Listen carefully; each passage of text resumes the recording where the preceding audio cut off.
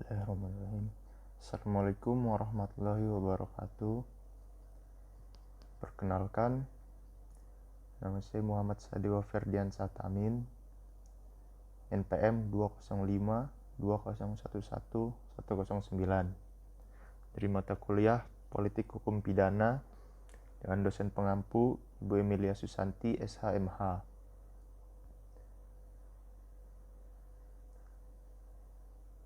Saya akan menjelaskan mengenai tugas yang diberikan tentang kebijakan penanggulangan kejahatan.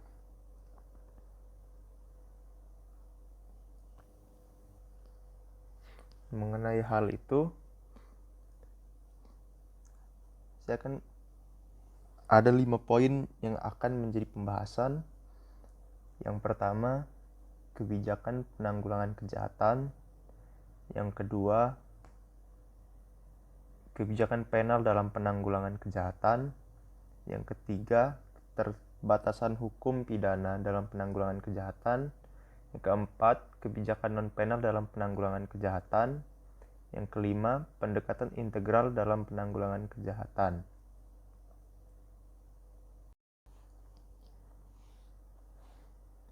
Kebijakan secara harfiah berasal dari bahasa Belanda, yaitu politik, dan bahasa Inggris policy, yang bermakna politik atau kebijaksanaan. Mengenai kebijaksanaan itu, maka yang dimaksud antara lain kebijakan politik kriminal, kebijakan politik sosial, kebijakan integral atau sistematik dalam penanggulangan kejahatan. Mengenai hal itu, erat hubungannya dengan pembangunan nasional yang berkaitan dengan pembangunan hukum itu sendiri. Tujuan pembangunan nasional yang hendak dicapai telah dirumuskan dalam alinea keempat pembukaan Undang-Undang Dasar 1945. Tujuan pembangunan nasional merupakan garis kebijakan umum yang menjadi landasan dan sekaligus tujuan politik hukum di Indonesia, yang seharusnya menjadi landasan dan tujuan dari setiap usaha pembaruan hukum, termasuk pembaruan hukum pidana dan tujuan penanggulangan kejahatan di Indonesia. Berbicara mengenai kebijakan kriminal atau politik kriminal, sebagaimana yang dikemukakan oleh Sudarto, bahwa upaya penanggulangan kejahatan disebut politik kriminal atau criminal policy, yang berarti suatu usaha rasional dari masyarakat dalam menanggulangi kejahatan atau tindak pidana. Sudarto mengemukakan 3 arti mengenai kebijakan kriminal. Dalam arti sempit, ialah keseluruhan asas dan metode yang menjadi dasar dan dari reaksi terhadap pelanggaran hukum yang berupa pidana. Dalam arti luas, ialah keseluruhan fungsi dari aparatur penegak hukum, termasuk di dalamnya cara kerja dari pengadilan dan polisi. Dalam arti luas, ialah keseluruhan kebijakan yang dilakukan melalui perundang-undangan dan badan-badan resmi yang bertujuan untuk menegakkan norma-norma sentral dari masyarakat. Yang kedua, kebijakan penal dalam penanggulangan kejahatan. Secara etimologi, kebijakan diartikan sebagai rencana dalam pelaksanaan suatu pekerjaan dan cara bertindak, pernyataan cita-cita, tujuan, prinsip, atau maksud sebagai garis pedoman untuk manajemen dalam usaha mencapai sasaran garis haluan. Istilah kebijakan, seperti yang sudah dijelaskan, berasal dari bahasa asing yang dari bahasa Inggris policy, atau dalam bahasa Belanda politik. Bertolak dari kedua istilah asing tersebut, maka istilah kebijakan hukum pidana dapat juga disebut dengan istilah politik hukum pidana. Dalam kepustakaan asing, istilah politik hukum pidana ini sering dikenal dengan berbagai istilah, antara lain penal policy, criminal law policy, atau strafrechtspolitik. Oleh karena itu, penggunaan ketiga istilah tersebut dalam bidang pemikiran mengandung arti yang sama. Berkaitan dalam hal ini, Kamus Besar Bahasa Indonesia memberikan arti terhadap istilah politik dalam 3 batasan pengertian, yaitu yang pertama, pengetahuan mengenai ketatanegaraan, seperti sistem pemerintahan, dasar-dasar pemerintahan. Yang kedua, segala urusan dan tindakan. Ketiga, cara bertindak. Mencermati pengertian tersebut, maka kebijakan hukum pidana dapat diartikan dengan cara bertindak atau kebijakan dari negara untuk menggunakan hukum pidana dalam mencapai tujuan tertentu, terutama dalam menanggulangi kejahatan.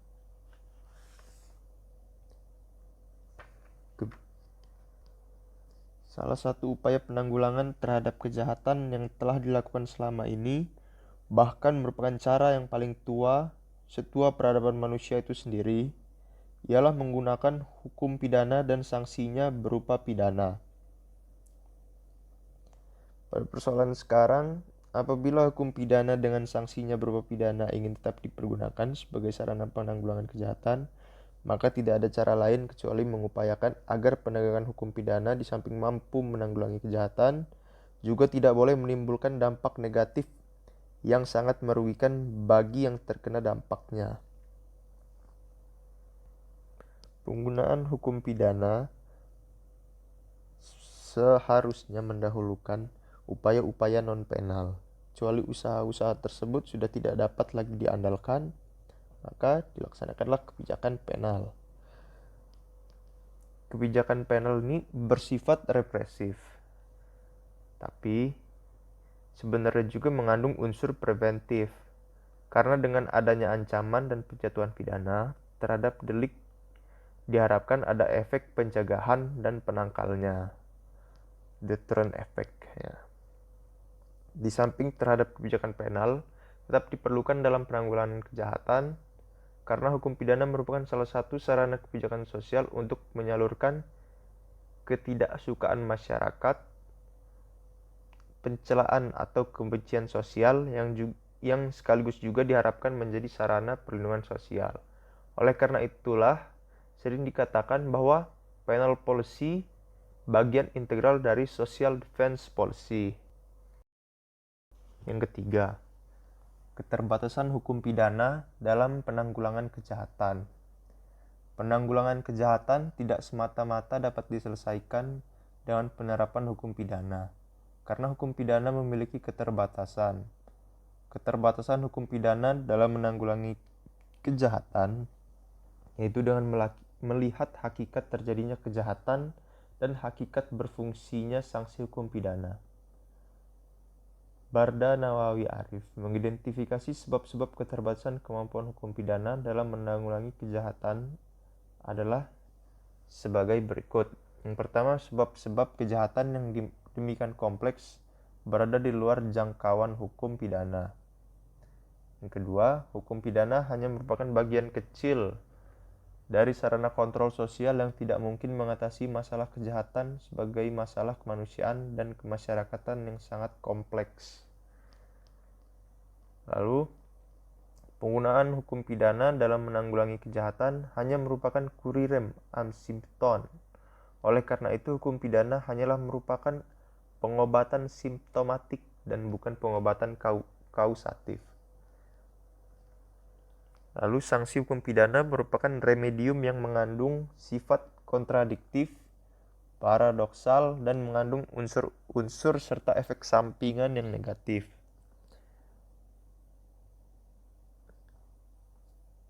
Yang kelima, sistem pembinaan bersifat fragmentair dan individu. Sistemnya bersifat personal, tidak bersifat struktural atau fungsional. Lalu keterbatasan jenis sanksi pidana dan sistem perumusan sanksi pidana yang bersifat kaku dan imperatif. Dan bekerjanya atau berfungsinya hukum pidana memerlukan sarana pendukung yang lebih bervariasi dan lebih menuntut biaya tinggi. Melihat keterbatasan hukum pidana dalam menanggulangi kejahatan, maka penanggulangan kejahatan melalui hukum pidana dengan sanksinya berupa pidana hanya akan digunakan untuk menanggulangi kejahatan apabila tidak ada cara lain lagi yang digunakan mewujudkan tujuan yang ingin dicapai dengan hukum pidana. Berdasarkan alasan inilah dibutuhkanlah kebijakan lain untuk menanggulangi suatu kejahatan. Dalam hal ini terdapat sarana lain yaitu kebijakan non-penal. Kebijakan yang strategis adalah melalui sarana non-penal, karena lebih bersifat preventif, yaitu pencegahan sebelum adanya perbuatan pidana. Maka sasaran utamanya adalah menangani faktor-faktor kondusif yang menyebabkan adanya atau terjadinya perbuatan pidana. Yang keempat, kebijakan non-penal dalam penanggulangan kejahatan. Kebijakan penanggulangan kejahatan yang ada di dalam masyarakat tidak dapat hanya ditanggulangi melalui sarana hukum pidana saja. Hal ini mengingat keterbatasan yang ada dalam hukum pidana, yakni salah satunya suatu jenis kejahatan baru hanya dapat ditanggulangi oleh hukum pidana apabila sudah dijadikan sebagai tindak pidana sebagai konsekuensi dianutnya asas legalitas formal seperti yang terumus dalam pasal 1 ayat 1 KUHP. Oleh karena itu, penanggulangan kejahatan juga harus dilakukan dengan menggunakan sarana-sarana lain di luar hukum pidana.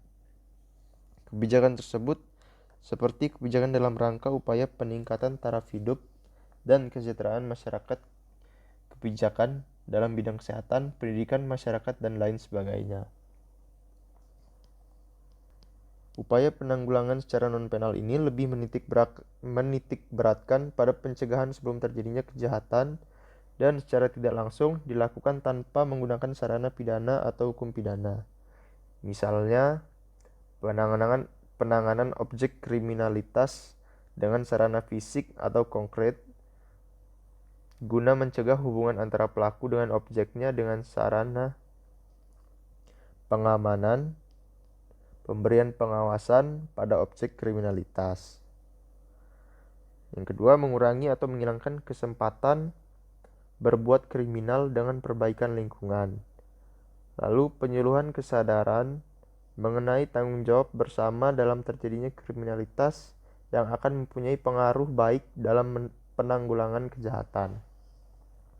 Mengingat upaya penanggulangan kejahatan lewat jalur non-penal lebih bersifat pencegahan untuk terjadinya kejahatan, maka sasaran utamanya adalah menangani faktor-faktor penyebab terjadinya kejahatan tersebut. Faktor-faktor kondusif itu antara lain berpusat pada masalah-masalah kondisi atau sosial yang timbul secara langsung pada masyarakat dan dapat menumbuhkan suatu keinginan untuk melakukan kejahatan.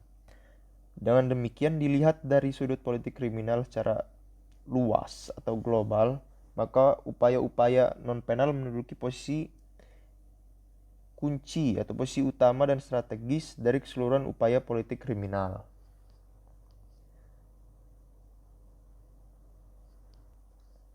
Beberapa masalah dan kondisi sosial yang dapat merupakan faktor kondusif penyebab timbulnya kejahatan jelas merupakan masalah yang tidak dapat diatasi semata-mata dengan penal atau dengan suatu tindak pidana melalui hukum pidana. Disinilah keterbatasan jalur penal dan oleh karena itu harus ditunjang oleh jalur non-penal untuk diintensifkan dan efektifkan. Adapun serentetan pendapat dan hasil penelitian ahli yang mendukung penggunaan jalur non-penal akibat dari keterbatasan hukum pidana atau penal dalam penanggulangan kejahatan sebagai berikut. Beberapa masalah dan kondisi sosial yang dapat merupakan faktor kondusif penyebab timbulnya kejahatan jelas merupakan masalah yang tidak dapat diatasi semata-mata dengan venal.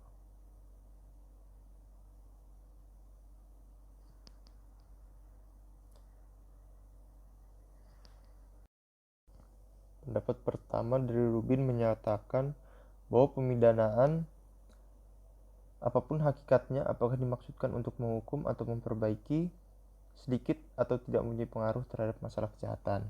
Yang kedua, menurut Johannes Andenas, menyatakan bahwa bekerjanya hukum pidana harus dilihat dari keseluruhan konteks kulturalnya. Ada saling pengaruh antara hukum dengan faktor-faktor lain yang membentuk sikap dan tindakan-tindakan kita. Salah satu saran non-penal untuk mengatasi masalah sosial seperti yang diumumkan di atas adalah lewat jalur kebijakan social policy. Kebijakan sosial pada dasarnya adalah kebijakan atau upaya rasional untuk mencapai kesejahteraan masyarakat. Yang kelima, pendekatan integral dalam penanggulangan kejahatan. Pendekatan integral atau keterpaduan adalah kebijakan menyeluruh berkaitan pencegahan dan peradilan pidana melalui kebijakan pembangunan dan kebijakan kriminal yang rasional secara penal dan non-penal, yang mempertimbangkan sebab-sebab kejahatan secara seimbang dari aspek struktural, aspek ekonomi, politik sosial, budaya, serta HAM yang didasari etika dan moralitas bangsa. Berikut hal-hal yang menunjang efektivitas bekerjanya hukum melalui kebijakan legislatif dengan meningkatkan, yang pertama, kualitas substansi perundang-undangan. Yang kedua, kualitas struktur hukum atau kelembagaan, termasuk di dalamnya lembaga hukum, penegak hukum, serta infrastrukturnya. Dan peningkatan kualitas budaya hukum agar seluruh masyarakat menjadi pendukung hukum dengan sadar dan taat hukum.